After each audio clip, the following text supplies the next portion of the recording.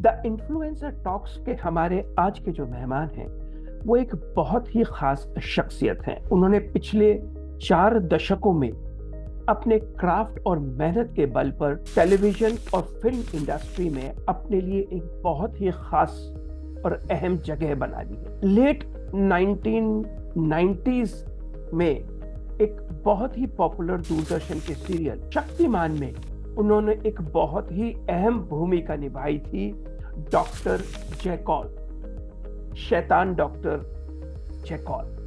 और ये उनका कैरेक्टर बहुत पॉपुलर हुआ था। उसके बाद उन्होंने कभी पीछे मुड़ के नहीं देखा और उन्होंने कई अच्छी फिल्में करी, जैसे हैदर, एजेंट विनोद, और अपने लिए एक बहुत ही अच्छी जगह इंडस्ट्री में बनाई।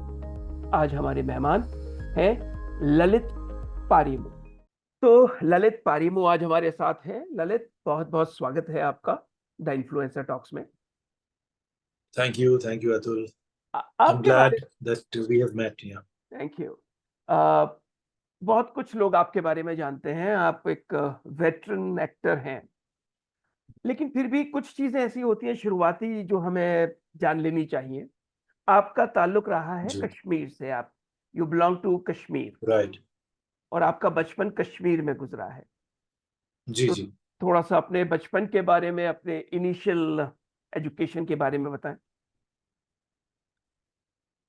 Till class 12th मैं कश्मीर में ही रहा हूँ जी जी और एजुकेशन तो हमारी अच्छी हुई है और मैं अच्छे स्टूडेंट्स में ही रहा हूँ। जी। क्लास में हमेशा फर्स्ट 4 में ही गिना ओके, जाता रहा। गुड। और वैसे भी हम जो कश्मीरी लोग हैं, मिडिल क्लास पंडित, उनका जोर एजुकेशन पे बहुत रहता ही है। जी जी। तो पढ़ाई में घर वालों का भी प्रेशर रहता है। तो मैं साइंस का स्टूडेंट था till class 12th। Okay. But 10th के बाद मेरे मन में नए विचार आने शुरू हुए थे, वही एक्टिंग को लेके। वो जैसे 10th तक कहते हैं, मैं, हाँ, जैसे। कैसे हुआ जी उसकी, बस उसकी एक घटना यही है। 10th तक तो मैं काफी हद तक सिर्फ पढ़ाई तक महदूद था। जी। और जो हमारी हॉबीज थी उसमें क्रिकेट खेलना हम्म। और थोड़ा सा बैडमिंटन खेलना, खेल कूद में यही था। जी खेलते हम काफी थे, अच्छा खेलते थे, जी। पर पढ़ाई काफी करते थे। घर हाँ, पे पढ़ाई का भी जोर रहता ही था। जी जी। 10th में अच्छे मार्क्स आए थे, अच्छा स्कोर भी था, स्कूल में 4th था मैं। या। उसके बाद मुझे साइकिल मिली। साइकिल एक बड़ी चीज थी तब। बड़ी तीज थी, जी। 10th तक मैं स्कूल बस से, घर से स्कूल जाता था। जी और जी। स्कूल हमारा काफी दूर था घर से, करीब 1.25 घंटा लगता था। और मैंने और कई दोस्तों ने मिलकर प्लान बनाया था कि हम 10th के बाद बाइसिकल पे जाया करेंगे। और वो अच्छा सफर भी होता था, कई लोग साथ चलते थे हम। जी। बहुत सी बातें, बीच में चाय या डोसा के लिए रुक जाना। और फिर ओके। वहां पे एक बंड भी होता था। हमारा स्कूल बहुत अच्छी जगह था, वहां पे एक बंड जैसा था अच्छा। झेलम के पास, वहां हम साइकिल लेके जाते, ओके। ठंडी हवा का आनंद लेते। तो वो एक दौर शुरू हुआ था 11th में। जी। तो उसी दौरान फिल्में देखने का दौर शुरू हो गया। हमारे स्कूल के पास ही एक थिएटर था, well known theatre, Broadway. Broadway, या। और वहाँ फिल्में लगती थी। और तो ये आप फिर वो किस सन की स्कूल बात से, कर रहे हैं? ये किस ईयर की बात है? ये बात है 80, 81, 82 की, second part of 80, then okay. 81, 82। जी। 82 के फर्स्ट 3 मंथ्स तक, बिकॉज 82 के मिड में तो मैं कश्मीर से दिल्ली चला आया। Okay okay. तो ये मेरा 11th 12th का फेज था। और हम केंद्रीय विद्यालय स्कूल में पढ़े हैं, तो वहाँ पे जो एग्जाम्स होते हैं मार्च में खत्म हो जाते हैं। उसके जी बाद रिजल्ट्स आने के बाद फिर नया सेशन मई जून से शुरू हो जाता है। जी। तो वही फिल्में देखें, और फिल्मों में बच्चन साहब की फिल्में ज्यादा देखना पसंद कर रहे थे। जी। वो दौर वैसा ही था, दौर में बच्चन से। साहब सबके हीरो ये थे। जी। तो मेरे मन में जो ख्याल आना शुरू हुआ था वो ये था कि बच्चन साहब को जो इतना पसंद कर रहे हैं सभी, हाँ। ये ऐसा क्या तीर मार रहे हैं, कुछ ऐसा खास तो है नहीं। ये एक टीनेजर के ख्याल थे जी। कि तो मैं भी कर सकता हूँ ऐसा। राइट। ये इस तरह की चीजें आनी शुरू थी। ये क्या बोल रहे हैं, डायलॉग ऐसा, हंस रहे हैं, रो रहे हैं, प्यार कर रहे हैं, जो भी, I can also do it. Right. ऐसा, this this is how it started. जी तो क्या करना चाहिए, कैसे करना चाहिए, तो उसमें अपने ही जो मैगजीन्स और थोड़े से फिल्म मैगजीन्स और दूसरे यूथ मैगजीन्स भी पढ़ने शुरू किए। तो पता लगा कि थिएटर करना चाहिए। अच्छा। एक किस्सा और सुनाता हूँ, बड़ा इंटरेस्टिंग है, 11th जी की बात है। जी। तो एक मैंने किताब का कहीं एडवर्टीजमेंट देखा था, फिल्मों में प्रवेश कैसे। 25 रुपए की किताब थी उस वक्त। उस 25 रुपए वक्त भी बड़े 25 होते रुपए थे की, हमारे लिए। हाँ हाँ। अच्छा। हाँ क्योंकि पॉकेट मनी बड़ी लिमिटेड थी और बस उसी में मैनेज करना पड़ता था। हम्म। तो उस किताब को, वो किताब जब घर में आई, मतलब मेरे अंदर वही क्यूरियोसिटी थी कि अभी अगर मैं टारगेट सोच रहा हूँ कि मुझे फिल्मों में जाना है, जी। बच्चन साहब जैसा कुछ करना है, तो कैसे करूं, तो हाँ। शायद ये किताब हेल्पफुल हो। आई जी मस्ट सी दिस, वो मंगाई मैंने। जी। तो बाई चांस वो जब किताब आई तब मैं घर पे नहीं था, मैं स्कूल में ही था।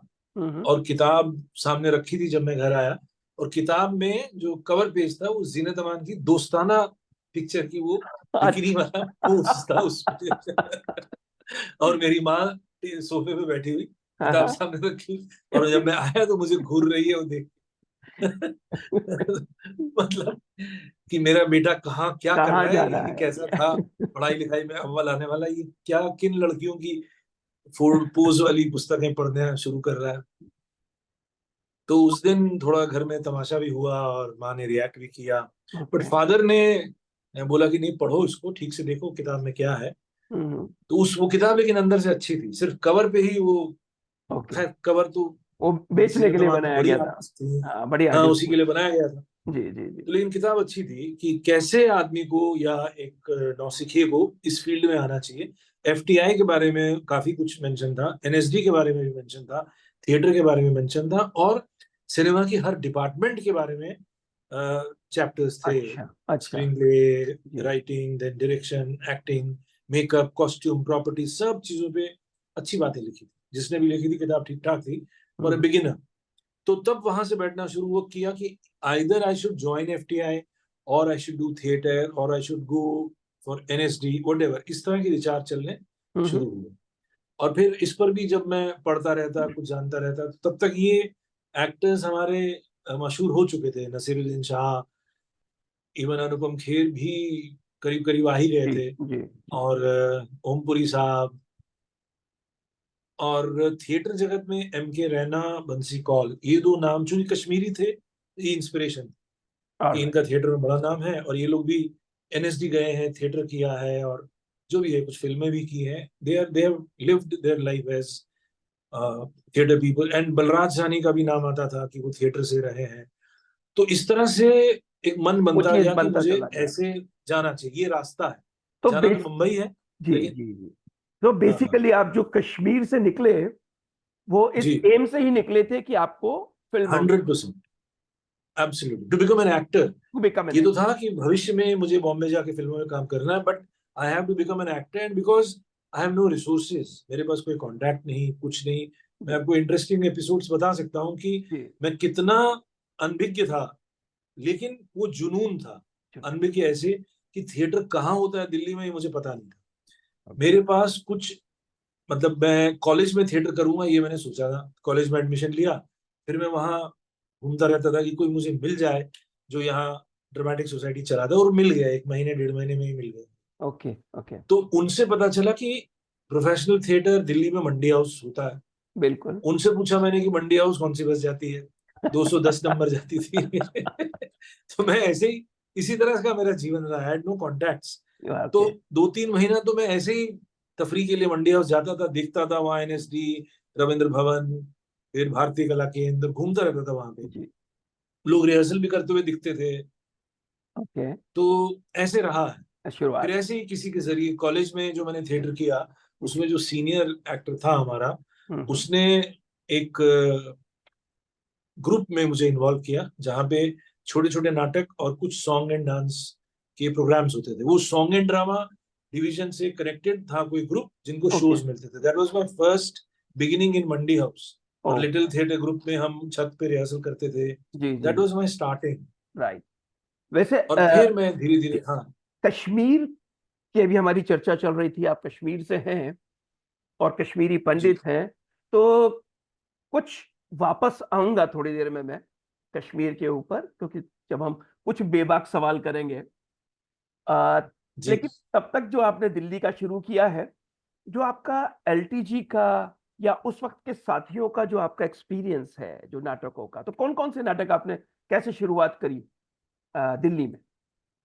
या मैं आया था इस गलतफहमी से हम्म, कि मैं थिएटर करूंगा 1-2 साल, क्योंकि जी। मैं हूं बहुत अच्छा, पता नहीं क्यों ये घमंड था या क्या बोलेंगे गलतफहमी थी कि मैं हूं बहुत अच्छा, मैं कर लूंगा और मुझे जाना फिल्म में।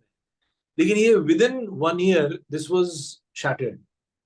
ओके। स्टार्ट जो मैंने कहा कि एक ऐसे सॉन्ग एंड ड्रामा डिवीजन के ग्रुप से हुआ, जी बट उसके बाद एक बेटर ग्रुप मिला। उसके बाद एक एनएसडी के टीचर डायरेक्टर ही हैं श्री रॉबिन दास, जी। वो प्ले कर रहे थे, वहां मैंने काम किया। राजेंद्र गुप्ता जी जो एक्टर भी हैं, वो तब राइट। एक डायरेक्टर के रूप में भी काम करते थे। ओके। राजेंद्र नाथ जी, उनका ग्रुप है अभियान। देवेंद्र राज अंकुर जी, उनका ग्रुप संभव उन्होंने शुरू किया था। रैना साहब के साथ भी प्ले किया। और ओके। एक अमिताभ दास गुप्ता जी गुजर गए हैं, उनका एक ग्रुप था। जी। तो ऐसे करके अलग अलग ग्रुप्स में मैं काम करना शुरू किया, और उन्हीं टीचर डायरेक्टर्स के साथ इंटरेक्ट करते हुए जो थिएटर की बातें तो सभी लोग करते थे कि थिएटर बहुत एजुकेटिव लोगों ने किया वहां पे। दिल्ली में थिएटर को एजुकेशन काफी अच्छा है। तो स्टैनिस्लॉवस्की के बारे में पता चल रहा है, ब्रेख्त के बारे में पता चल रहा है, संस्कृत ड्रामा का ज्ञान हो रहा है, ग्रीक ड्रामा, मैंने 3 ग्रीक प्ले किए, उसका पता चल रहा है। फिर चूंकि मेरे पास समय था और मैं इसी में इन्वॉल्व रहता था, तो एनएसडी की लाइब्रेरी में, रविंद्र भवन की लाइब्रेरी में मैं ये सब थिएटर पे जितनी बुक्स और राइटर्स थे उनके बारे में जानकारी और पठन पाठन भी पैरेलल चलता था। और धीरे धीरे ये समझ में आना शुरू हुआ ये कितना बड़ा फील्ड है। मैं कैसे मुगालते में था हाँ, कि हाँ। मैं 2 साल 2 साल करूंगा, उसके बाद बम्बई में जाऊंगा नहीं। मेरा गलतफहमी ये थी कि कोई मनमोहन देसाई जैसा कोई प्रोड्यूसर मुझे देखेगा प्ले में और मुझे उठा के ले जाएगा। ऐसा वो टीनेज ड्रीम था मेरा बिल्कुल। 18-19 साल में। But it was shattered, and then I literally took an oath कि I will study first the craft. Right. That is why I continued my theater work till the year 88. So nearly 5 years as a freelance actor, जी जी I जी। worked and studied also. मैंने self study ही की है। Okay. Okay. जो लोग, हाँ, मैंने थिएटर के जो दूसरे डिपार्टमेंट्स हैं, लाइटिंग हो, आर्ट डायरेक्शन हो, या जो भी आप नेशनल स्कूल ऑफ ड्रामा में सिखाते हैं, जी। उसमें मैंने कुछ सीखा नहीं उस तरह से, हम्म। थ्योरी से या वर्कशॉप से। बट जो प्रैक्टिकल प्लेस करते थे उसमें तो हम सीख ही रहे हैं, तो बिल्कुल। वहाँ पे हमारा इन्वॉल्वमेंट पूरा था। मैं स्टेज मैनेजर भी रहता था और डायरेक्टर को असिस्ट भी करता था, जी। Because I was completely involved in totally whatever involve, totally place I did. Devoted. जी जी। हाँ हाँ। टोटली आपने और मतलब मुझे डिवोट स्टार्ट किया से अपने आप लेके एंड तक, हाँ, बहुत अच्छा लगता था। जी। अच्छा, उसी के साथ दिल्ली में रहते हुए ही आपका दूरदर्शन पे जी जी आपने जी। शुरू किया काम, और शायद ऑल इंडिया रेडियो हाँ पे भी कुछ कर रहे थे आप? हाँ हाँ हाँ। जी। रेडियो का एक बड़ा इंटरेस्टिंग, रेडियो से जुड़ी हुई एक और फीलिंग वाली बात है। हाँ हाँ। जब मैं 11th 12th में ही था कश्मीर में, तो हाँ, मैं उस वक्त वहां के थिएटर ग्रुप्स को भी टटोल रहा था, लेकिन मुझे कोई हिंदी प्ले करने वाला ग्रुप नहीं मिला उस वक्त।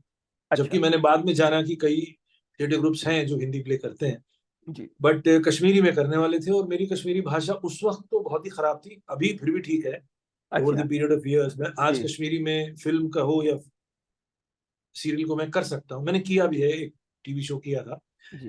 तो मुझे लगा रेडियो में काम कर सकता हूँ मैं, तो रेडियो का मैंने ऑडिशन दिया था वहां पे। ये तब ओके। मैं 11th में ही पढ़ता था, आई वॉज जस्ट 16 और 17। युवावाणी। बट आई वॉज युवानी नहीं, प्रॉपर मेजर, जो बड़ा अच्छा, वो जो मेन ड्रामा रेडियो का जो सेक्शन होता मेन था। सेक्शन होता है ऑलराइट। ना, या जनरल सेक्शन बोलते हैं। Yeah. So I was not selected as an artist there. Okay. तो मेरे मन में वो खलिश थी कि मुझे कश्मीर वालों ने, ऑडिशन मेरा क्लियर नहीं हुआ है, हम्म। बट अब मैं दिल्ली में हूँ तो मैं तो रेडियो में काम करूंगा ही करूंगा। तो अच्छा। आई डिड दैट, वही युवाणी में पहले काम किया। जी। उसके बाद फिर मैंने ऑडिशन भी दिया वहां जो मेन आपको याद होगा युवाणी में जनरल हम सेक्शन बोलते हैं। हम दोनों ने भी साथ में हाँ, कुछ शो आपसे किए मुलाकात हुई, जी जी जी। हैं। जी। परवेज आलम साहब थे तब परवेज आलम। इंचार्ज। बिल्कुल। हाँ। हम्म, फिर मैंने रेडियो में करीब 9 साल, और मैं एज ए ग्रेड एक्टर वहां से निकला हूँ। मैंने जी। मैंने left Delhi, I hmm, was an A grade artist का मुझे फीस मिलता था, विच जी वाज जी। Fairly good okay at at that that time. At that time. हाँ हाँ। या। या तो आपने ठीक कहा, रेडियो और टीवी, जब वो स्पॉन्सर्ड कैटेगरी का दूरदर्शन में टीवी प्रोग्राम शुरू हो गए थे आफ्टर हम लोग, जी। हम लोग was the show which was the first show of that जी डेली सोप का जो नाम वहीं से आया था। जी जी तो और उसके बाद बहुत सारे प्रोड्यूसर्स ने अपने सीरियल बनाने शुरू किए, और हम जो थिएटर में एक्ट कर रहे थे जी तो हम तक खबर पहुंचती थी कि यहाँ ऑडिशन हो रहे हैं, यहाँ इंटरव्यू हो रहे हैं, तो जाते थे जी कई जगह रूबरू होके अपनी। तब तो बड़ा सिंपल तरीका था कि आप डायरेक्टर बोलते थे कि आप कुछ सुनाइए प्ले में से जो किया आपने, तो सुनाते थे, अच्छा लगता था तो ठीक है। राइट। तो ऐसे करके फर्स्ट सीरियल पुलिस फाइल से एक सीरियल था जो हाँ अशोक तलवार ने डायरेक्ट किया था, वो किया। जी फिर उसके बाद चलता रहा। हिमालय दर्शन भी उसी टाइम का है, स्पेस सिटी सिग्मा उसी टाइम का है, ओके। तुम्हारे लिए एक शो था। हाँ हाँ फिर अच्छा शो था एक मैला आंचल, वो भी अशोक तलवार ने किया, मैलाचल बहुत पॉपुलर फणीश्वरनाथ रेणु जी की जी, रेणु जी के उपन्यास साथ। पर जी आधारित। जी जी। जी। फिर वो तो काम चलता ही रहा। हाँ, तो बॉम्बे शिफ्ट कैसे हुए? 92 तो शिफ्ट होना ही था, जी वो तो आना ही था। तो बॉम्बे आने के लिए कुछ पैसे भी जोड़ने थे। बीच बीच में मेरी कुछ शूटिंग्स बॉम्बे में भी हुई, एक टेलीफिल्म मैंने बॉम्बे में की थी, ओके। एसएल वर्ल्ड में शूट हुआ था, दिल्ली का ही प्रोड्यूसर था।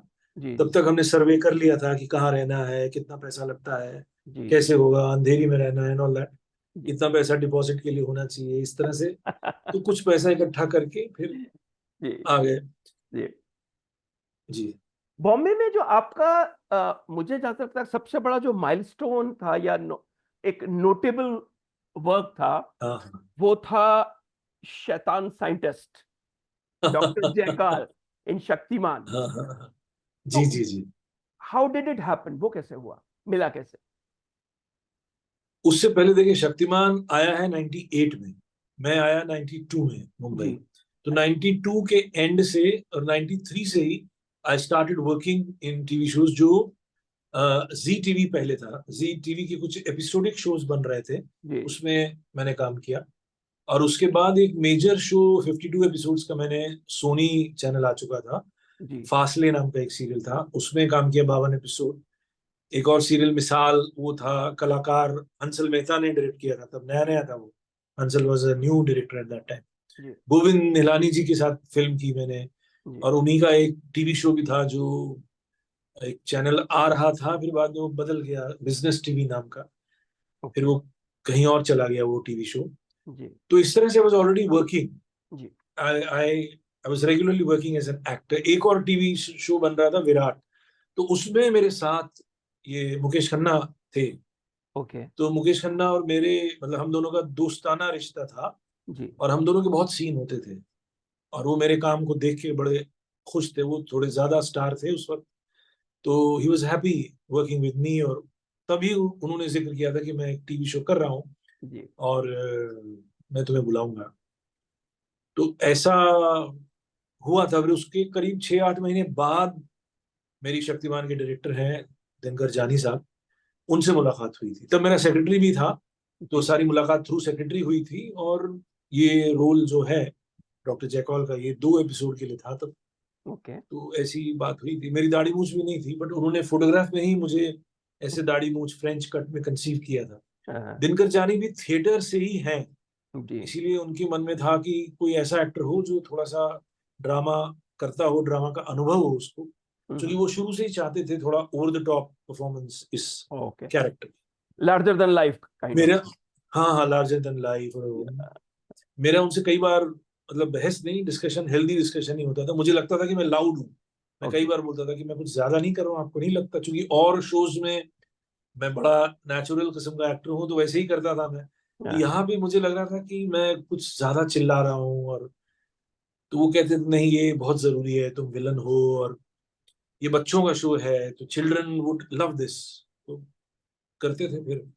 ओके। वो काफी हद तक उनका कंट्रीब्यूशन है, जिस तरह से मैंने परफॉर्म किया है। जी, क्योंकि मेरे देखिए। अनुसार इतना लाउड उसको नहीं होना चाहिए था, but he wanted it, but पर somehow but it then worked। It clicked ना, इट क्लिक्ड एक्चुअली। हाँ हाँ, बच्चों में बहुत पॉपुलर होता था उस जमाने में। Correct correct. मुझे हमेशा लगा मैं मेलोड्रामा कर रहा हूँ, लेकिन थिएटर का अनुभव था, तो इसलिए मजा भी आ रहा था। वो चिल्ला रहे हैं और ये वो शक्तिमान एंड ऑल दैट, क्या ऐसा लग रहा है पारसी थिएटर टाइप कर रहे हैं। पावर! पावर पावर, एक तकिया कलाम। वो क्या राइटर कलाम! की देन थी, ब्रिज पांडे एक राइटर है, आज भी लिखता है वो। जी। तो वो उनकी खोज थी। अच्छा। उसमें भी काफी चलता रहा कि मुझे अच्छा नहीं लग रहा था। फिर वो डायरेक्टर तब वो कहते रहे कि नहीं आप करो उसको, ये तकिया कलाम बनाओ, अच्छा लगेगा। लेकिन आप जब भी तो पावर बोलते थे तो एक नए अंदाज में, हर बार एक अलग अंदाज में था वो। हाँ, मैंने वो एज एन एक्टर मैंने सोचा कि कैसे इसको इंटरेस्टिंग बनाऊं, तो उसको अलग अलग ढंग से करो, वही थिएटर वाला एक अंदाज की। It has to be different whenever you, कभी लो पिच पे, कभी हाई पिच पे, कभी हंसते हुए। तो इस तरह से उसको इंटरेस्टिंग बनाने की कोशिश की। और फिर जनरली होता क्या है कि अच्छाई की विजय जो बुराई पे दिखाई जाती है वो पॉपुलर होती ही होती है, और जी उसको जी भी एक जी। बच्चों के अंदाज अंदाज में अगर दिखाया जाए। अच्छा, उस करेक्टर को, डॉक्टर जैकॉल को अगर आज के संदर्भ में देखा जाए तो उसमें क्या क्या चेंजेस आप चाहेंगे कि आप करना चाहेंगे अपने उसमें इम्प्रोवाइज? देखिए, मैं उसको इतना कर चुका हूँ ना, समाउ मेरे को लगेगा बहुत रिपीटेटिव मामला है। Unless and until it is written in a different way and it is performed in a different way, it won't be inspiring. Yes, it can be inspiring if the money is good and if the production house is a big production house. हाँ जैसे हाँ। Sony channel ने ही announce किया है और वो शक्तिमान बना रहे हैं, ऐसी हाँ, खबर मुकेश खन्ना जी ने ही दी थी बीच में। जी जी पर जी। इसको भी 1 साल हो गया, हाँ हाँ। तो अभी तक बात आई नहीं है। वैसे का वैसा करेंगे तो उसमें कोई मजा नहीं है। राइट। वो बड़ा ही मोनोटोनस सा हो जाएगा मेरे लिए, क्योंकि मैं तब भी कर करके थक ही गया था, वही सब तो बातें तो फिर रिपीट ही होती थी, आ, अंदाज आ, भी रिपीट ही होता था। आज इस कैरेक्टर के अंदर आप क्या नयापन देखना, क्या चीज ऐसी होगी जो आप देखना चाहेंगे? शायद आर्टिफिशियल इंटेलिजेंस का इस्तेमाल कर सकता है वो। ओके। और हाँ, नई नई बीमारियां और ला सकता है समाज में। कोविड भी उसी की देन है, ऐसा कह सकते हैं। इसके बाद आपने काफी बम्बई में अच्छी फिल्में आपने बहुत की हैं, जो कैरेक्टर्स आपके आज भी याद किए जाते हैं। हैदर उसमें से एक फिल्म है, तो वो हैदर आपको कैसे मिली, एंड उस कैरेक्टर को आपने कैसे इवॉल्व किया? हैदर, चूंकि मैं कश्मीर का हूँ, इसलिए शायद विशाल के मन में, जी विशाल तो जानते ही हैं, खुद हमें काम देखा ही रहा है उन्हें। तो वो कास्टिंग डायरेक्टर के थ्रू उन्हें अप्रोच किया था और एक ऑडिशन भी लिया था जी वो उस परवेज लोन के कैरेक्टर के लिए। तो that is how it happened. जी जी। बाकी चूंकि मैं कश्मीर से जुड़ा हूँ, समस्याओं को जानता हूँ, कहानी पता है, बेसिकली हैमलेट की कहानी है। मैं वैसे शेक्सपियर के सभी प्लेस को बहुत नजदीक से पढ़ा और कुछ कुछ रिहर्स भी किया हूँ। उस तरह से बड़े लेवल पे कोई प्ले कर नहीं पाया, अभी भी इच्छा है करूँ। तो हैमलेट तो बड़ा पसंदीदा प्ले है, और ये कैरेक्टर पोलोनियस ही है, और पोलोनियस पर ही बेस करके विशाल ने उसको लिखा और कंसीव किया था। तो वो एक अच्छा पिता है बेसिकली, तो जैसा प्ले में है वैसे ही यहाँ भी है। तो श्रद्धा ने जो रोल किया, उसका फादर पुलिस ऑफिसर है, गवर्नमेंट ऑफिसर है, तो वहां पे एक सिंसेरिटी है उसकी। लेकिन चूंकि वो हैदर के लिए नेगेटिव कैरेक्टर है, नेगेटिव व्यक्ति है, हैदर को पकड़वाने में उसका हाथ है, तो हैदर को वो पसंद नहीं करता है। तो वहां पे उसका श्रूड माइंड और एक विलनस माइंड है। बट प्ले करते वक्त इस बात का, मतलब एक्ट करते वक्त इसका ख्याल रखना जरूरी था कि he is a very homely person, घर चलाने वाला एक ब्यूरोक्रेट है, पुलिस ऑफिसर है, जो एक जिम्मेदार ऑफिसर है, परिवार चलाता है, पर वो है कमीना। एक पक्ष उसका कमीना है। तो वहां मैंने बहुत सटल तरीके से ही उसको करने की कोशिश की है, और वो अच्छा ही लगा है। कई जगह जहां उसके वो श्रूडनेस नजर आई है, तो वो जेल की है उसकी अच्छाई के साथ भी। तो he comes across as a mixed person, which he is actually, which many people are. ऐसे white collared cheat जिनको बोलते हैं ना, अच्छा ब्यूरोक्रेट है लेकिन रिश्वत भी लेता है, या पैरेलल कोई धंधा चला रहा है, कोई बिजनेस कर रहा है, सरकार का पैसे ही घुमा रहा है, ऐसे कई लोग हैं। तो वैसा ही ऐसे ही वो करेक्ट हुए। हाँ, ये भी। अब ललित दी ऑथर, आपने एक नाटकों का संकलन निकाला जिसका नाम है मैं मनुष्य हूं। तो जीवन के इस पड़ाव पे आके ये बताने की क्या जरूरत पड़ी कि मैं मनुष्य हूं? इससे भी जुड़ी हुई बहुत लंबी कुछ कुछ क्या बोलेंगे, एक्सपीरियंसेस हैं। जी जी। Thinking wise, thought wise. लंबा होगा तो चलेगा ना, लंबी बात करूं तो। हाँ हाँ, बिल्कुल बिल्कुल। देखिए सन, मतलब ये 98 99 के आसपास ही मुझे स्पिरिचुअल वर्ल्ड से एक आकर्षण हुआ, ओके। योग की दुनिया से, स्पिरिचुअलिटी से। और मैं बाकायदा एक गुरु के द्वारा दीक्षित हुआ तंत्र और योग के मार्ग में, जी और प्रैक्टिस करता रहा। अभी तक चल ही रहा है वो जर्नी, जी। और अध्ययन भी चलता रहा। मैं अपने बारे में ये बताना चाहूंगा कि मैंने अपने जीवन में कोई भी टाइम वेस्ट नहीं किया। जब मैं दिल्ली में था और शूटिंग्स होती थी, एक एपिसोड की शूटिंग वहां 8 8 दिन चलती थी, और आउटडोर जाते थे 2 एपिसोड 4 एपिसोड के लिए, तो महीना भर शूट होता। और उसमें टाइम टाइम ही टाइम रहता था। आप कितना घूम लेंगे, कितना गप्पे मार लेंगे, तो मैं पढ़ता ही रहता था। शुरू में तो टिपिकल थिएटर और ऑटोबायोग्राफीज और फिल्म की किताबें, लेकिन लेटर ऑन जब बॉम्बे में भी शूटिंग कर रहा था, तब भी यहाँ जब वीकली एपिसोड बन रहे थे, तब टाइम मिलता था हर एक्टर। तो एब्सोल्युटली। मैंने हमेशा अपने समय का सदुपयोग किया, और तब मैं फिलोसफी की बुक्स, जिसमें स्टार्ट हुआ विवेकानंद, फिर जे कृष्णमूर्ति, फिर ओशो, फिर मेहर बाबा, फिर एक गुरजीएफ, एक गुरु हैं वेस्ट के, फिर जिनसे मैंने दीक्षा ली, श्री श्री आनंद मूर्ति जी। जी। और हमारे जितने भी 6 फिलोसफीज है, वेदांत है, योग है, इन सब का मैं बड़ा सिंसियरली अध्ययन करता रहा। ओके। तो ये, इससे मेरी एक स्पिरिचुअल जर्नी शुरू हुई, जी और ये चलता रहा। तो not one fine day, one in 2005 6 7, इस दौर में जी। कुछ नए विचार आने शुरू हुए कि अभिनय भी एक प्रकार का योग है, कि राइट। While acting. और रादर एक पर्टिकुलर शो था, झूमे जिया रे। ये एक सीरियल था, जी का एक नया चैनल आया था तब, नया नया था वो। हाँ, जी का ही था, बट कुछ नाम अलग था उसका। एनीवे, नाम याद नहीं आ रहा। तो वो एल उनके टी शुरुआती एल टीवी। शोज में से। हाँ, एल टीवी। सॉरी, नहीं, जी जी ही नाम था, जी समथिंग था। अच्छा जी। ओके। हाँ, जी समथिंग था। हम्म। तो ये झूमे जिया रे, इनका टोनी सिंह, दिया सिंह का शो था, और उसमें मेरा कैरेक्टर एक ऐसे पिता का था जो अपने बच्ची के डांस के बहुत खिलाफ है, और बच्ची फिर भी डांस सीखती है और बहुत फेमस डांसर बनती है एंड ऑल दैट। वो है, लेकिन बाप बड़ा गुस्से वाला है, वो टीवी भी नहीं रखा है, बहुत मेरे गुस्से वाले सीन बहुत थे उसमें। अच्छा। और बाय सम रीजंस उस वक्त मैं कुछ ऐसे दौर से भी गुजर रहा था कि मेरा एंगर का सुर थोड़ा बढ़ा हुआ था। हालांकि मैं मेडिटेशन वगैरह भी कर ही रहा था, लेकिन हम्म। मैं रियलाइज कर रहा था कि एंगर मेरा काफी थोड़ा बढ़ा हुआ है।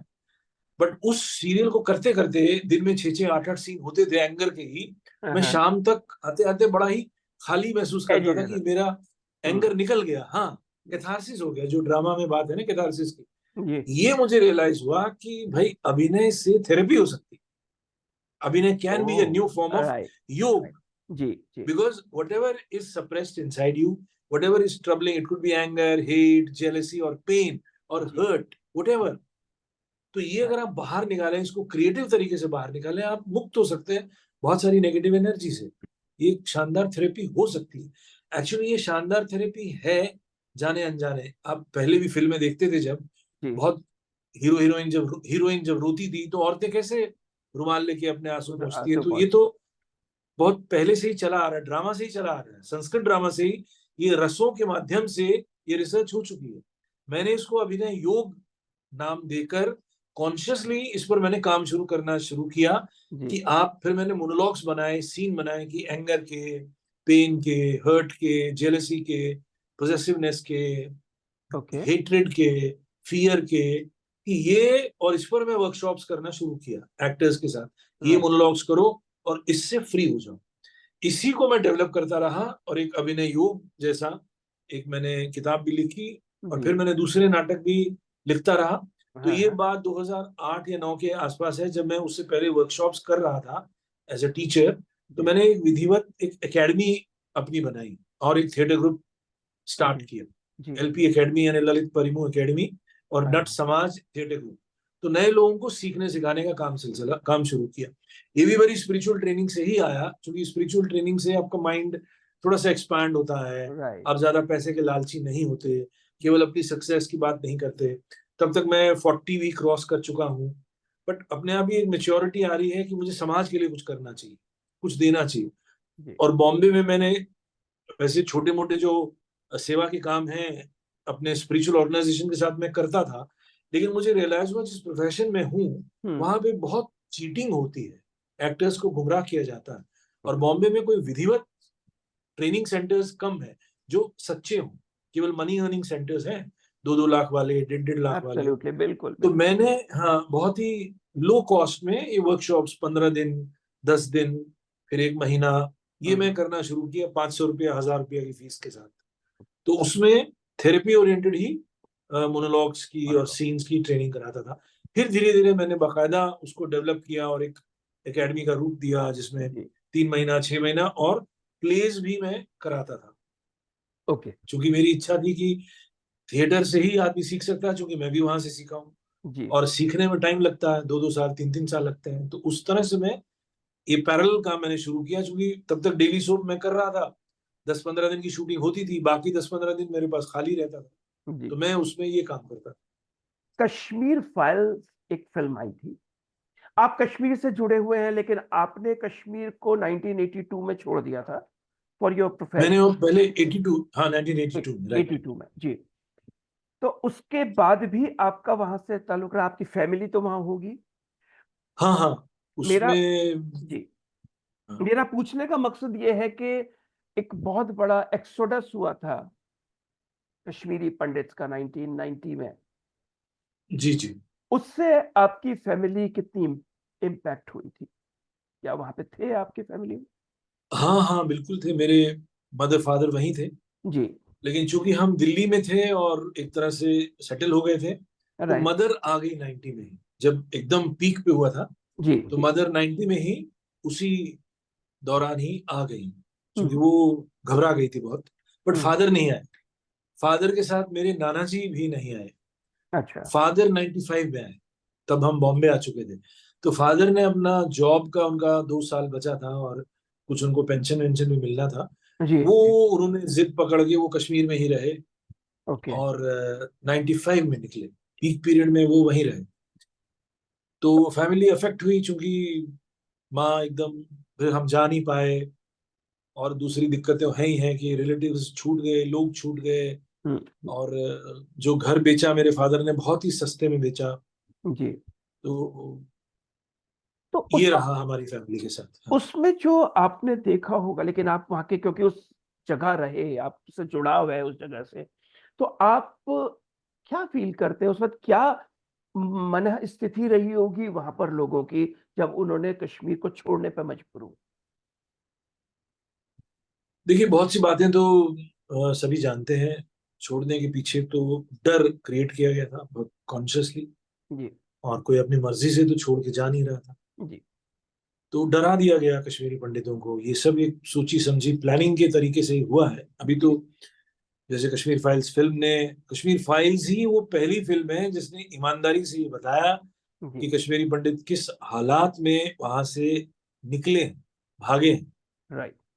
ये अभी तक लोगों को पता नहीं था। उससे पहले कश्मीर में जितनी भी फिल्में टेररिज्म पे बनी है, वो बड़ी कमर्शियल स्टाइल की फिल्में हैं, उसका सच्चाई से कोई लेना देना नहीं। और जी। एक इतना बड़ा तबका समाज का, हम्म, हाँ, देश के लिए ये बहुत बड़ा तबका नहीं है, केवल 3 लाख 4 लाख लोग हैं, लेकिन उनका एक साथ एक्सोडस होना, ये बहुत बड़ी घटना छिपी रही बहुत सालों तक।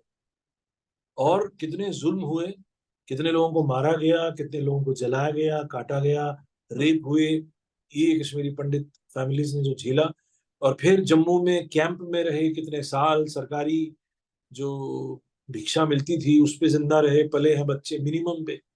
जैसे यहाँ स्लम्स में रहते हैं, वैसे अच्छे खासे बड़े बड़े घर में रहने वाले लोग वहां पे मामूली से कैंप में रह रहे थे, बीमारियां, डेथ। जी तो कश्मीरी पंडितों का जो सफरिंग है वो ठीक से अभी तक नहीं दिखाया गया। कश्मीर फाइल्स में तो बहुत कम दिखाया, वो तो सिर्फ किलिंग्स दिखाई है।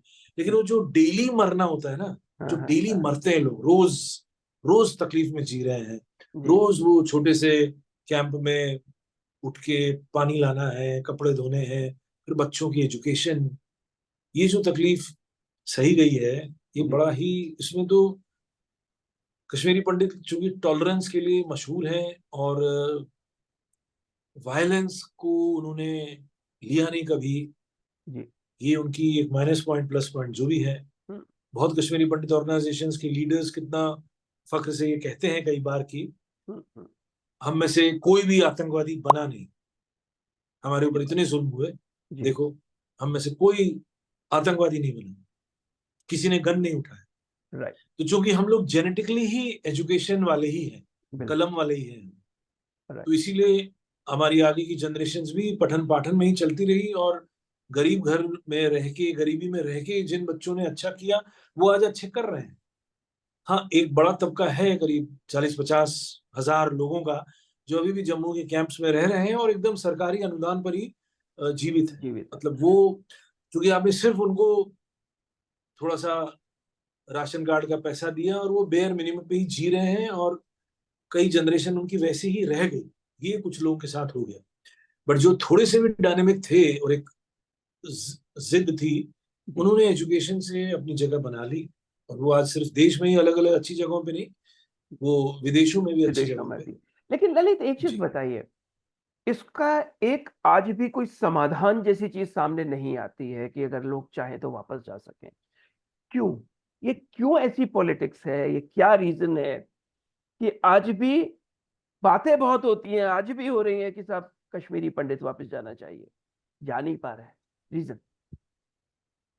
हाँ, जा नहीं पा रहे और जा नहीं सकते, ये भी एग्जैक्टली। है। जी। और पॉलिटिकल प्रॉब्लम ही है ये। देखिए, कश्मीर का मसला राष्ट्र का मसला नहीं है, ये अंतरराष्ट्रीय मसला।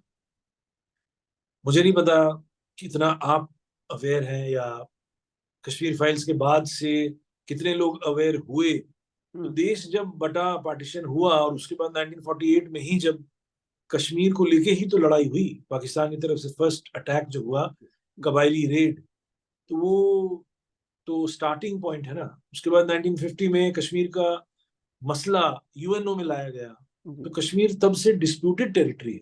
हम लोग बचपन से अपने सीनियर्स से सुनते आए थे। हम्म, मेरे ग्रैंडफादर तो हमेशा बोलते थे कि हमें निकलना चाहिए यहाँ से, ये डिस्प्यूटेड टेरिटरी है, यहाँ बड़ी प्रॉब्लम कभी भी हो सकती है। तो वो अच्छा ही हुआ कि हम टेररिज्म के पहले ही 7-8 साल पहले ही अपने इस डिजायर की वजह से बाहर निकले। जी। तो डिस्प्यूटेड टेरिटरी है, और ये इंडिया पाकिस्तान को भिड़ाए रखने के लिए बनाया गया था, ताकि ट्रेड चलता रहे, सेल ऑफ वॉर वेपन्स चलता रहे। कोल्ड वॉर का दौर था तब, सेकेंड वर्ल्ड वॉर के बाद।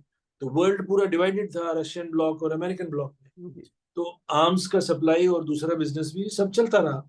जी। जब ये कम्युनिस्ट गवर्नमेंट का फॉल हुआ रशिया में, तो वर्ल्ड जो का पूरा जो सिस्टम है वो चेंज हो गया, सिनेरियो चेंज हो गया कि अब तो कम्युनिज्म उतना ताकतवर ब्लॉक नहीं रहा, रशिया टूट ही गया। धीरे हम्म, धीरे उसको भी कैपिटलिस्ट बनाया गया। और पूरे वर्ल्ड में, और इंडिया चूंकि रशिया से ही कनेक्टेड था और रशिया का सहारा ही था, वो सोशलिस्ट बैकग्राउंड था उसका, इसलिए हम लिबरलाइजेशन के फेवर में थे नहीं। तो वही सोवियत कम्युनिज्म का फॉल 88 में होता है, 89 से आतंकवाद शुरू होता है, 90 में आतंकवाद बढ़ जाता है। भारत में 92 से ये रथ यात्रा का पूरा एक सिलसिला शुरू होता है, 93 में मुंबई में बॉम्ब ब्लास्ट होते हैं, और उसके आसपास से ही लिबरलाइजेशन का दौर शुरू होता है। ये हम्म, पैरेलल चला, तो it is right. Connected with economics, right. Business. तो जी। कश्मीर का मसला इसलिए था, वो उनके लिए नेसेसरी थी। हम्म। कश्मीर में आतंकवाद क्रिएट करना was a part of proxy war, जिसको बोलते हैं, war between India and Pakistan. Right. अब वॉर सीधा सीधा वॉर नहीं हो रहा है हम्म, ताकि वॉर वेपन्स बेचे अच्छे से, तो ये प्रॉक्सी वॉर शुरू किया। तो उसमें कितना असला बिका है, कितना हाई क्वालिटी का इक्विपमेंट, मतलब गन्स एंड एम्यूनिशन, जी। रॉकेट लॉन्चर्स, ग्रेनेड्स, जी। ये कितना बिका है, और कितने लोगों को ट्रेनिंग दी है, उन पर कितना पैसा खर्च हुआ है। तब तो हम सुनते थे 25,000 रुपये मिलते थे, ये 88-89 की बात है, अंदर की खबर। ओके। 25,000 रुपए की नौकरी होती थी, वो 4 महीने की ट्रेनिंग के लिए भेजे जाते थे पाकिस्तान बॉर्डर के पार। अच्छा। तो यहाँ के जाहिल और अनएम्प्लॉयड यूथ को पूरी तरह से इस्लाम के सपने या इस्लामिक आइडियाज के साथ ब्रेन वॉश करके हम्म, उनको इस ट्रैक पे लिया गया। तो which was a part of a huge plan. तो उसमें बेचारा इंडिया और बेचारे कश्मीर के लोग क्या करते, and something is happening at a very top level, then what will you do? absolutely। तो इसलिए वापसी का मतलब है कि मसला हल हो गया, और मसला हल हो गया तो फिर इंडिया पाकिस्तान की दोस्ती होनी चाहिए, फिर इंडिया पाकिस्तान की लड़ाइयाँ नहीं होनी चाहिए। लेकिन इनको, यानी इंटरनेशनल बिजनेस और पॉलिटिक्स को अभी इंडिया और पाकिस्तान को लेकर बहुत सारे प्लॉट्स बनाने हैं, बहुत सारी लड़ाइयां अभी करनी है, वो उनके एजेंडा में है, और वो होगा, उसके बाद ही मसला हल होगा, डिस्प्यूट जो है तब खत्म हो जाएगा। और खत्म होगा तब तक कश्मीरी पंडितों के वापस जाने का कोई स्कोप नहीं है, तब तक कई जनरेशन निकल चुकी है। अभी भी वहां मुश्किल से कोई 2-3 हजार परिवार तो हैं। जी। कश्मीरी पंडितों का जो इतिहास है उसमें जब से इस्लामिक रूल शुरू हुआ है, ये एक्सोडस, 7th एक्सोडस है। कश्मीरी पंडितों के घरों में जो बातें बताई जाती है कि एक वक्त था, शायद 13वीं सदी में, वो सिकंदर कोई बादशाह था, जिसने, सिकंदर जो बहुत ही बुत परस्ती के खिलाफ था, उसने सारे मंदिर मंदिर तोड़े, जलाए, और बाय फोर्स कश्मीरी पंडितों को मुस्लिम बनाया, या तो मारा या भगाया, ऐसा रहा। तो ऐसा कहते हैं उस वक्त केवल 11 परिवार पंडितों के जीवित रहे उस सदी में, ओनली 11 फैमिलीज, और फिर वो धीरे धीरे बढ़ती रही। तो वैसे भी कश्मीर में जो इतनी मुस्लिम पॉपुलेशन है, वो तो 90% तो कन्वर्टेड ही है। बिल्कुल, केवल कुछ ही लोग हैं जो अरब से आके फिर उनकी संतानें या उनकी नस्लें इंटरमिक्सचर रेस के साथ यहाँ बढ़ती रही। तो हिंदू ही थे पहले सारे, उसमें ब्राह्मण भी थे, शूद्र भी थे, सारी जातियां थी कश्मीर में। कश्मीर का तो बड़ा ही ग्लोरीफाइड इतिहास है, एंशिएंट कश्मीर जो है, अभिनव गुप्त तक का काल जो है कश्मीर का बड़ा ही रिच है in terms of philosophy, culture, yoga, tantra, music, everything. It was like crown of India. जी। अच्छा, एक चीज बताएं जी, हम ये कहते हैं कि फिल्में जो हैं वो समाज का आईना होती हैं, ये एक बात हम हमेशा से सुनते आ रहे हैं। आज की जो फिल्में हैं, या मतलब टेलीविजन है या ओटीटी प्लेटफॉर्म्स हैं, उस पे जो कंटेंट बनता है, क्या वो वास्तविक आईना है? वास्तविक आईना तो नहीं कह सकते, उसमें काफी कुछ इमेजिनेशन है। और आईना के बारे में मैं ये कहूंगा, देखिए, अगर हम, पहले फिलॉसफी ही है, फिलॉसफी ये है कि पिछले 400 साल का अगर हम अपनी वर्ल्ड कल्चर को देखें, स्टार्ट तो यूरोप से हुआ, फिर अमेरिका गया, फिर वापस इंडिया में आया, तो मटेरियल कल्चर अब हावी हो गया, विच इज, जिसको अगर आप पूरा हिस्ट्री से देखते हैं, वो लाइसेंस फेयर, यानी let individual live alone. Merchants of the Europe, they started a new culture, they moved away from the control of church, church के कंट्रोल से निकल के वो यूरोप से बाहर निकलते गए। इंडिया भी तभी खोजा गया, इंडिया तो खोजा गया था अमेरिका समझ के, या अमेरिका खोजा गया था इंडिया समझ के, ऐसा हुआ है जी। बट इंडिया पे नजर थी, ये जो हम हमारे बारे में सोने की चिड़िया की बात कहते हैं, ये बात थी तब कि यहाँ पर काफी पैसा इकट्ठा है अपर क्लास के पास, मंदिर में, नवाबों के पास, तो उसी की तलाश में वो मर्चेंट्स यहाँ आए। तो और साथ में पैरेलल यूरोप में जो साइंस का इन्वेजन हो रहा था, साइंस सामने आ रहा था, नई नई डिस्कवरियां, नए नए equipment, engineering, medicine, technology develop हो रही है, वो भी इंडिया में, मतलब जो अंग्रेजी हुकूमत लेके आई वो सब आई, तो एक नया कल्चर बन गया, हमारे यहाँ नया कल्चर बन गया। और धीरे धीरे धन कमाना और धनी होना, मतलब वैश्यों का ही एक तरह से संस्कृति डेवलप होने लगी, जो अभी धीरे धीरे इंडिया में काफी एक्सट्रीम तक आ चुकी है। अभी हर दूसरा आदमी करोड़पति बनना चाहता है, और करोड़पति बनने के सपने भी देखता है, और जल्दी जल्दी पैसे कमाना चाहता है। ये एक प्रकार की सामाजिक दृष्टि बन गई। तो इससे जुड़े हुए ही थॉट से फिल्में बनती रही हैं। और पहले तो टू मच ऑफ रोमांटिसिज्म था, अभी भी बहुत ज्यादा अच्छी फिल्में नहीं बनती, लेकिन 5% फिल्में थोड़ी सी मीनिंगफुल है। और जहां तक ओटीटी की बात कहें, उसमें भी 5 से 10% तो जो हैं वो ठीक हैं, लेकिन कल्चरली हम इसी चीज को एनकरेज कर रहे हैं। लेकिन हमारे पास कुछ एक्सेप्शंस भी हैं, जैसे पंचायत जैसा एक सीरियल है, वो मुझे पर्टिकुलरली बहुत अच्छा लगता है, और वो इंडियन कल्चर वाला सीरियल है। ऐसे कुछ कुछ हैं, लेकिन ओटीटी में हम जो बहुत फ्रीडम ऑफ इंडिविजुअल दिखा रहे हैं, जिसमें जी सेक्सुअल कंटेंट भी बहुत ज्यादा है, जी जी अल्कोहल का इस्तेमाल बहुत ज्यादा, हर आदमी शराब ही पी रहा है, सिगरेट ही पी रहा है, सेक्स में ही लिप्त है, अफेयर्स में लिप्त है। ये सब जो है टू मच हो रहा है, हम्म, तो ये एक्चुअली नुकसानदेह है, ये घातक है। एक्चुअली ये प्रमोट तो उसी मटेरियल कल्चर को कर रहा है जो हमारे रिच लोगों का मकसद है। हमारे जो बड़े रिच लोग हैं, हमारे ही नहीं विदेशों के भी, they want people to follow rich lifestyle, so they right are forcing them to think like that and become that, and बिल्कुल generally it is the youth which first gets caught.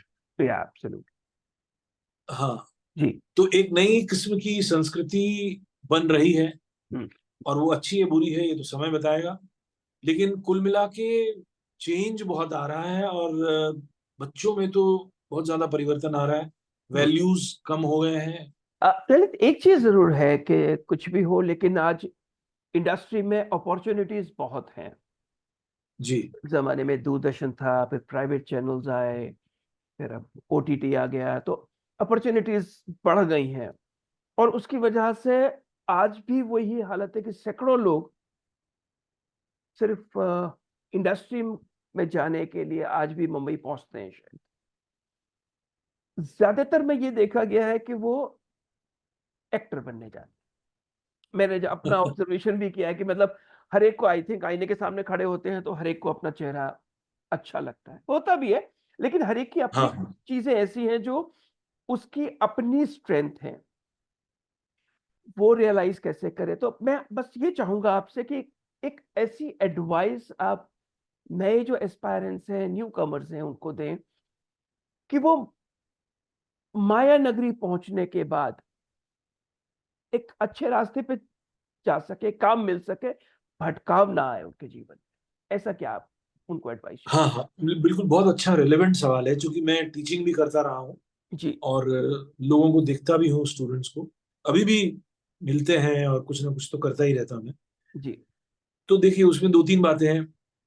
पहले तो ये है कि जो भी बॉम्बे आने का सपना देखता है, एज एन एक्टर मैं बात कर रहा हूँ, जी एज एन एक्टर जो आना चाहता है, वो बहुत जल्द से जल्द ये गलतफहमी हट जाए, निकल जाए उसके मन से कि acting is a very easy profession. ये बहुत बड़ी गलतफहमी है। Acting is as difficult as singing, as difficult as painting, as difficult as classical dance. It's a very difficult thing, it is not easy.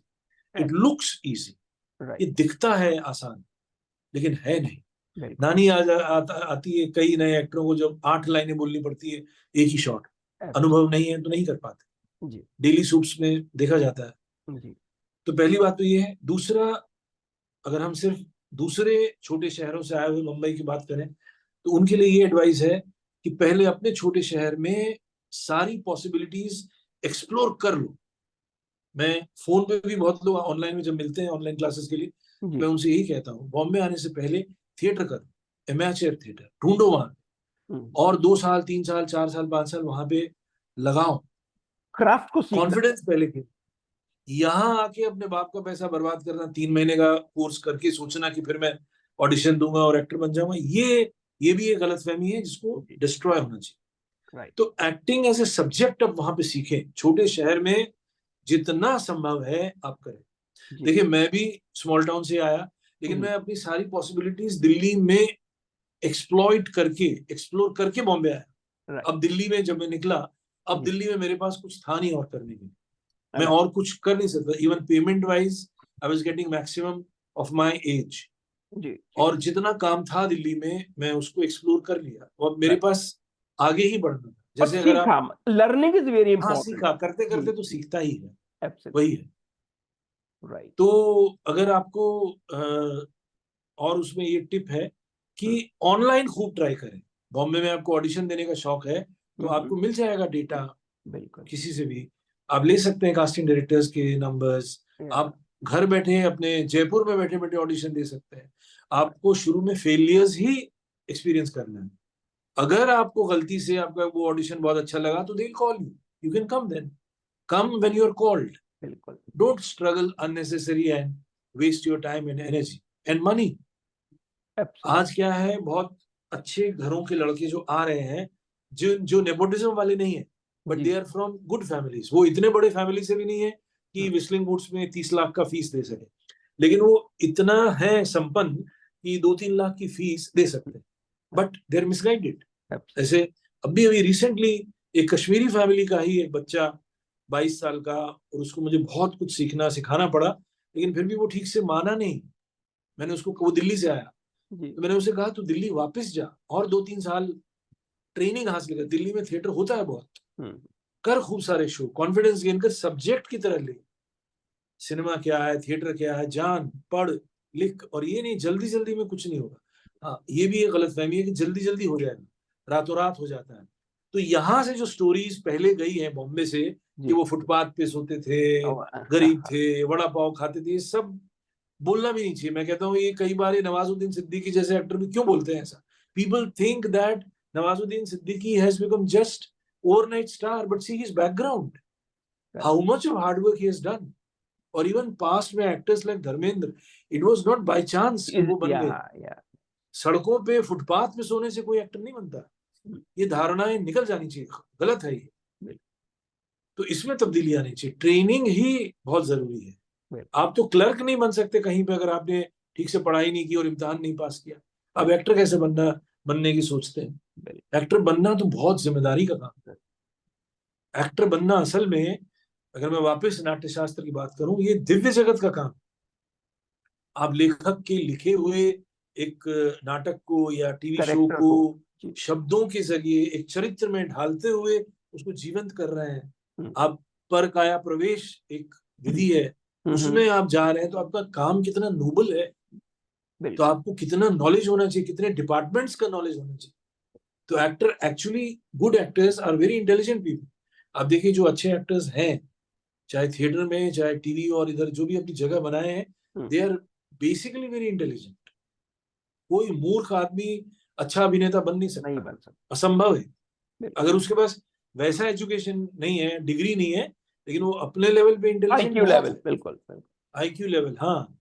और उसके अंदर वो जिज्ञासा भी होती है सीखने जिज्ञासा की। होनी चाहिए सीखने की। और या। जी हाँ, जी जी। वो सिर्फ वैसे ही ख्वाब देखने से नहीं हो सकता। ये चीजें अगर छोटे शहर में ही उसका डिस्ट्रॉय होता है तो हम्म। अच्छा है, और विधिवत हाँ, सीखे हम्म। और चल पड़े। क्या। देखिए उसमें एक गलती यहाँ से भी हो रही है कास्टिंग वालों से। वो कई बार 18 साल, 20 साल, 21 साल, कई बार 15 साल, ऐसे छोटे छोटे लोगों को ले लेते हैं। और चूंकि एक्टिंग का स्टैंडर्ड बहुत हाई है नहीं टेलीविजन में, हम्म। तो उनको लगता है करते करते सीख जाएगा ये बच्चा, ओपन होने से। और लाइंस बहुत सिंपल होती हैं, बिल्कुल। लाइंस बड़ी वैसी हैं जो घरेलू जिंदगी में, घरेलू लाइफ में बोली जाती है। तो धीरे धीरे कुछ पिक कर भी लेते हैं, और कुछ लोग राइट। उसमें उनकी पब्लिसिटी हो जाती है, बन जाते हैं। बिल्कुल। ऐसे कई एक्टर्स का जीवन बना है, तो उससे हजारों लाखों को लगता है कि हमारा भी ऐसे ही हो जाएगा। तो ये एक हो चीज। जाता है। जो बिल्कुल। एक दो के साथ हुआ वो ऐसा लगता है लाखों के साथ। बिल्कुल ललित, आपने जो एडवाइस दिया, आई थिंक इससे बहुत से लोग, बच्चों को फायदा होगा जो आज जी जी, इंडस्ट्री उसमें में आना पेरेंट्स चाहते पेरेंट्स के लिए, हैं, पेरेंट्स। पर्टिकुलरली मदर्स के लिए बहुत बड़ी एडवाइस की है। मैं तो, कितनी ऐसी माताएं मिली हैं क्लासेस में कि आप इसको ऑडिशन दिला दीजिए बस, 3 साल के बच्चे का, 5 साल के बच्चे का। मदर्स आर डेस्परेट दैट उनका बच्चा टीवी में आ जाए, ऐसी हालत है। इसीलिए आप कहीं भी ऑडिशन देखने अगर आपको मौका मिलेगा, देखिए वहां लाइन लगी रहती है, 100-150 लोग रोज, बिल्कुल। ऐसे ही wasting their time and energy. जी जी। Right Lalit, thank you very much for your time. आपने इतना समय निकाला इन्फ्लुएंसर टॉक से बात करने के लिए।